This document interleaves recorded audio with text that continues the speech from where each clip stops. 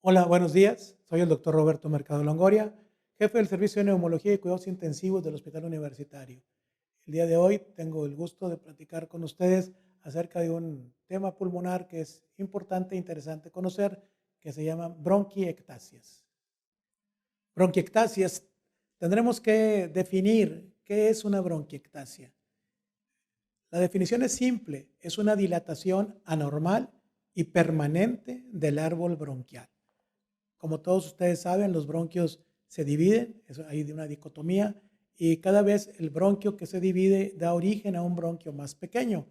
En las bronquiectasias, el bronquio que se divide da origen a bronquios más grandes, dilatados en forma permanente, los cuales es una situación totalmente anormal. Las bronquiectasias se habían prácticamente abandonado desde hace tiempo, pero con el advenimiento de nuevas técnicas como la tomografía axial computarizada de alta resolución, pues hemos llegado a ver que existen muchas bronquiectasias que anteriormente no las podíamos ver a través de los estudios que teníamos, que no teníamos estudios de alta definición, y desafortunadamente muchas de estas bronquiectasias no se conocían o no se reconocían, se conocían desde el punto de vista de anatomopatológico, pero no desde el punto de vista clínico radiológico. Y las nuevas técnicas nos han enseñado que hay muchas bronquiectasias que podemos encontrar a través de estos estudios. Las bronquiectasias pueden ser de múltiples orígenes. La mayoría son postinfecciosas. Paciente que tuvo una infección pulmonar, esa infección pulmonar tuvo una alteración en los bronquios, ese bronquio se destruye, queda la pared bronquial anormal y el bronquio queda dilatado en forma permanente. Puede haber un gran número de bronquiectasias asociadas a enfermedad respiratoria crónica como EPOC, asma bronquial, deficiencia de alfa-1 antitripsina, inmunodeficiencias que causan bronquiectasias, enfermedades sistémicas como las de la colágena que también causan bronquiectasias al afectar el pulmón, por hipersensibilidad como aspergilosis broncopulmonar alérgica, hay alteraciones ciliares, ¿verdad?, como el síndrome de Young, hay causas obstructivas locales, post-trasplantes, ahora que cada vez hacemos más trasplantes de pulmón, vemos que los pacientes desarrollan bronquiectasis con el tiempo, hay por neumonitis postinflamatoria, por aspiración de reflujo gastroesofágico, y hay otras causas, y hay un número de causas también de bronquiectasias que son desconocidas. La patofisiología es una enfermedad de los bronquios o los bronquiolos que se da casi siempre por inflamación o infección y liberación de mediadores inflamatorios que tienen la característica de dañar la mucosa, dañar la pared, dañar la musculatura y dejar el bronquio dilatado en forma permanente. Ustedes saben que los bronquios tienen un músculo que puede abrirse y cerrarse en forma continua y constante. Ustedes saben, por ejemplo, en los pacientes con EPOC y asma, usamos medicamentos que son broncodilatadores, que dilatan los bronquios. Los bronquios tienen capacidad para cerrarse y hacer broncoconstricción o abrirse y broncodilatación a través de su pared muscular. En estos pacientes, esa capacidad de los bronquios se ha perdido y se quedan dilatados en forma permanente, ya sea por infecciones o inflamaciones. Inflamación de la vía aérea, se liberan toxinas y mediadores, se destruye el cartílago de la pared bronquial, el músculo liso y el tejido elástico, y obviamente esto se distorsionan y entonces los bronquios quedan totalmente anormales. Como hemos mencionado, pues hay una lesión del epitelio, ya saben que existen citoquinas, proteinasas y algunos mediadores químicos que van lesionando la pared de la vía aérea hasta que se queda la vía aérea dilatada en forma permanente y es lo que ocasiona las bronquiectasias. Como ustedes pueden ver, en un lado se ve un bronquio totalmente normal y del otro lado unos bronquios totalmente dilatados y esas son las bronquiectasias. La clasificación pues, puede ser por los mecanismos patogénicos, como hemos informado hace rato, factores predisponentes, histológicos y radiológicos las podemos clasificar. Hay una forma de clasificación dependiendo de la forma. La forma puede ser cilíndricas, varicosas o saculares. Un bronquio cilíndrico es un tubo que se alargó. Una varicosa, pues son que tienen diferentes anillos. y las quísticas pueden tener anillos con unas cavidades dilatadas que son bronquiectasias quísticas. Y esto pues es una sola forma de clasificación para saber qué tipo de bronquiectasias tiene el paciente, aunque también las dividimos en bronquiectasias centrales o bronquiectasias periféricas. La sintomatología de estos pacientes, en los pacientes que tienen bronquiectasias, los más frecuentes son que tengan tos productiva con esputo mucoide. ¿Por qué? Porque, como ustedes saben, el aparato mucociliar, que es el principal mecanismo de defensa del pulmón, pues está produciendo moco en forma continua y constante. Y ese moco se mueve a través de los cilios del aparato respiratorio, pero si ese bronquio no tiene mucosa, ni cilios, ni movilidad, pues la secreción se acumula y ese es un esputo mucoide. Obviamente ese esputo puede infectarse y volverse purulento o puede haber sangrado de la pared del bronquio y tener hemoptisis. Puede tener el paciente, dependiendo del grado de las bronquiectasias, tener disneas y tener sibilancias, o en ocasiones, cuando son cuadros de infecciones, el paciente acude también por dolor pleurítico, ¿verdad?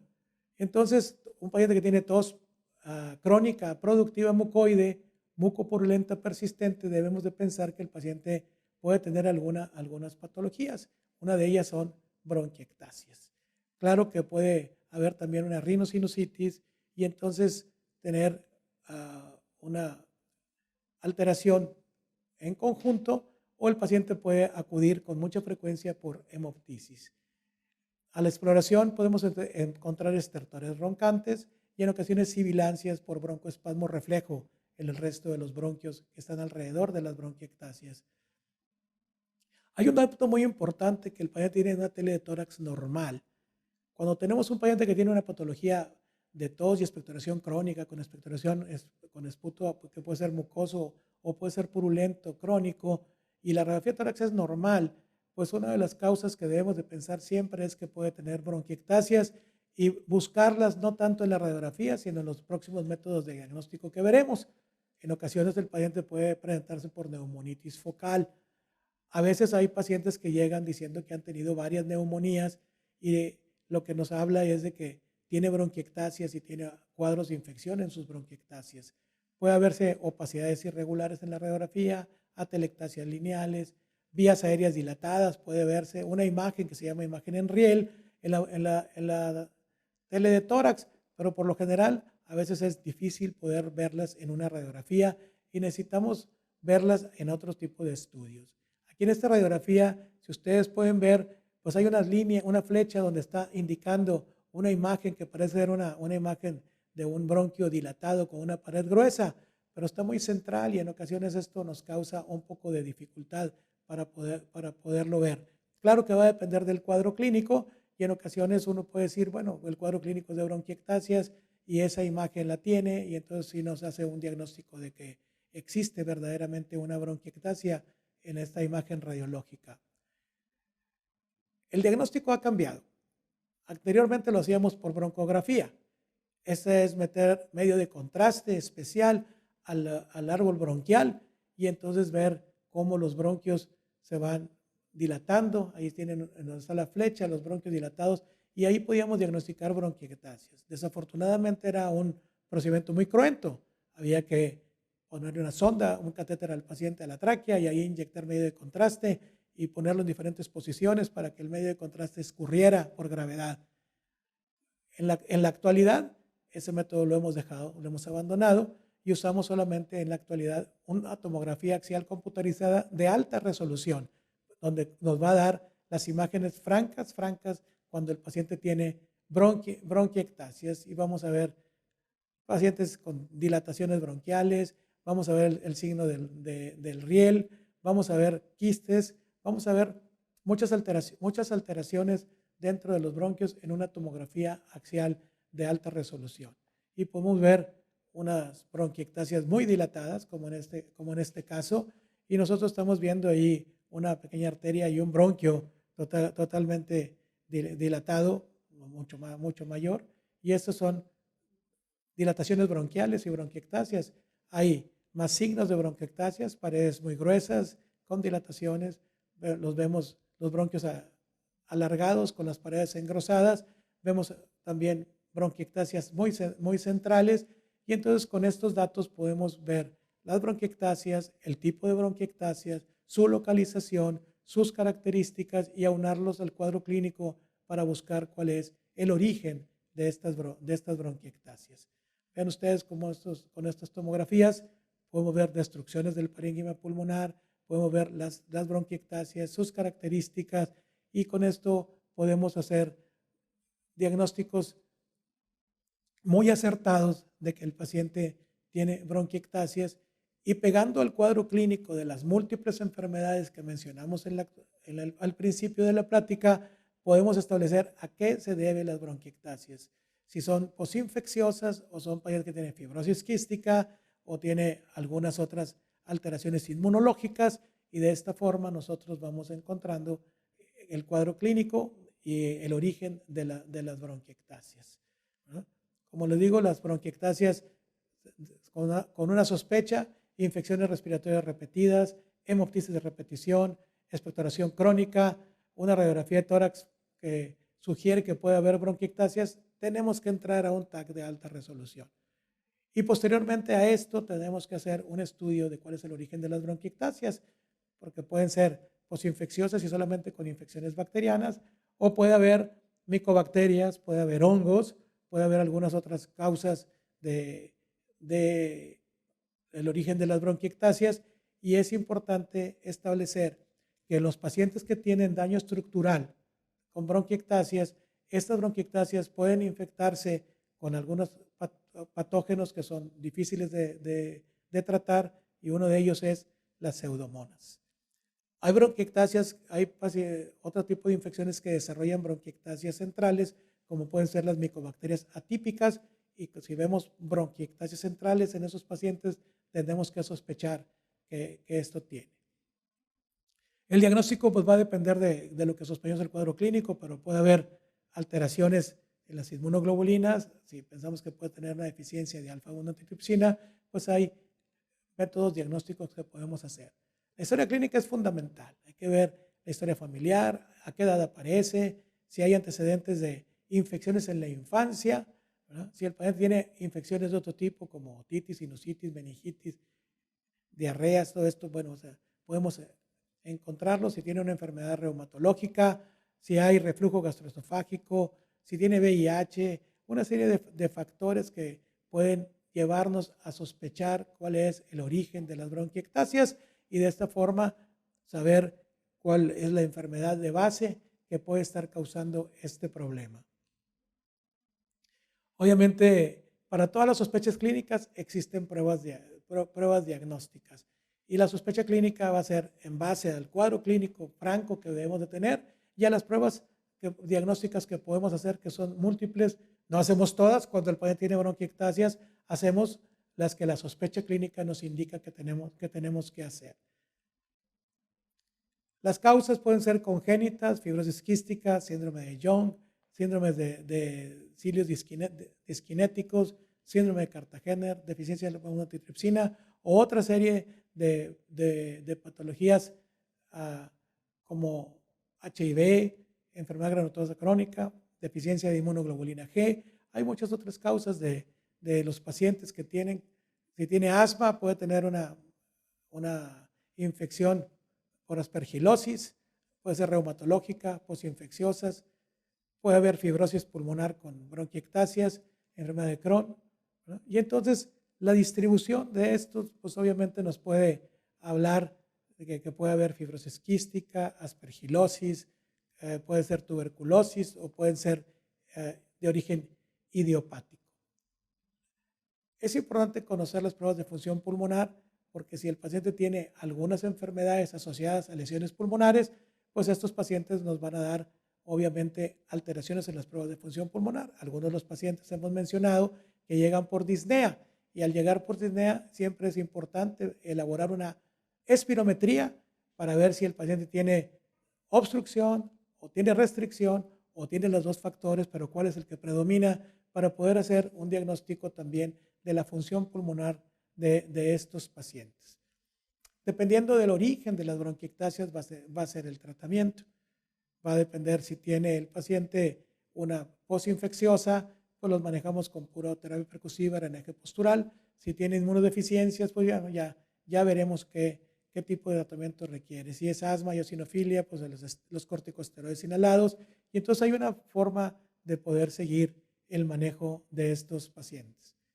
Las bronquiectasias tienen siempre cuadros de exacerbación aguda. Y los cuadros de exacerbación aguda pues van a ser caracterizados porque aumenta la producción de esputo, hay datos de infección, aumenta la disnea, aumenta la tos, tienen fiebre, tienen broncoespasmo y hay una serie de cambios que pueden encontrar desde el punto de vista clínico o desde el punto de vista radiológico, en el cual se observa que hay un desarrollo más de bronquiectasias o estas están infectadas encontrando tapones de moco dentro de los bronquios, que lo veremos siempre en imágenes radiológicas o en la tomografía axial computarizada para iniciar el tratamiento. El tratamiento de una exacerbación de bronquiectasias es a través de usar antibióticos y estos antibióticos pues es las quinolonas o los beta-lactámicos por un periodo largo para que los pacientes puedan resolver su problema infeccioso agudo y continuar con su tratamiento del origen de las bronquiectasias. Obviamente, siempre el tratamiento de estas bronquiectasias infectadas debe ser con antibióticos y lo importante es buscar que estos pacientes que tienen bronquiectasias no se infecten con pseudomonas, porque la pseudomonas es la bacteria que más se anida en las bronquiectasias y tiene la capacidad de crear más bronquiectasias y desarrollar más destrucción pulmonar. Por eso es importante encontrar siempre cultivos de bronquiectasias para establecer si ya están colonizados con pseudomonas y si están colonizados con pseudomonas, pues entonces empezar a utilizar los tratamientos específicos para pseudomonas que pueden ser orales, pueden ser intravenosos o inclusive pueden ser inhalados, antibióticos inhalados como la tobramicina o la colistina que se puede utilizar en forma inhalada para evitar la infección por pseudomonas.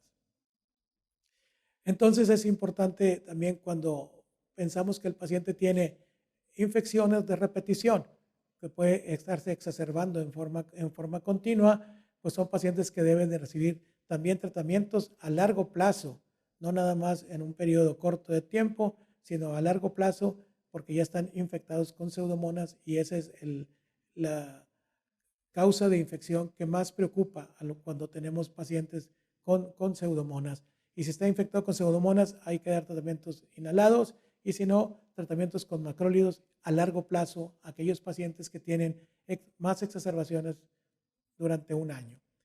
Entonces hay, como les menciono, tratamientos con antibióticos que pueden ser inhalados, que es importante, o tratamientos que pueden ser orales en los pacientes que tienen exacerbaciones crónicas y debemos de dejarlos con tratamientos crónicos, como por ejemplo acitromicina, que son 250 miligramos 3 veces por semana durante 9 meses, eritromicina también, o algún otro macrólido que puede durarse por meses o años para evitar que los pacientes tengan exacerbaciones.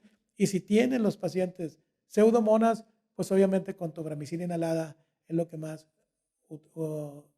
se utiliza para evitar que los pacientes entren a los hospitales. La cirugía para las bronquiectasias es un tema controversial. Va a depender de muchos factores. Va a depender si tiene unas bronquiectasias muy localizadas, pues es más fácil poder ir a extirpar esas bronquiectasias. Pero cuando las bronquiectasias son difusas, pues es mucho más complicado definir en el sitio de dónde quitar las bronquiectasias, sobre todo si tiene infecciones recurrentes.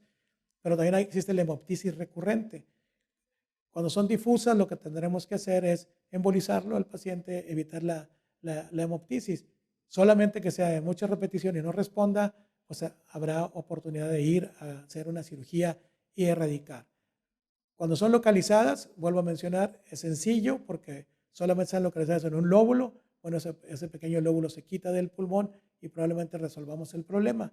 Pero cuando son difusas, entramos en un problema serio para poder definir cuándo hay que operar, si hay que operar, qué extirpar si son infecciones recurrentes o hemoptisis. Si tiene hemoptisis y no respondió a la embolización, buscaremos entonces desarrollar un procedimiento quirúrgico para resolver el problema al paciente. Bueno, pues hemos visto el origen de las bronquiectasias. Es un tema amplio, es un tema interesante, es un tema que con el advenimiento de la tomografía axial de alta resolución podemos nosotros hacer un mejor diagnóstico y un mejor abordaje para los pacientes. Muchas gracias.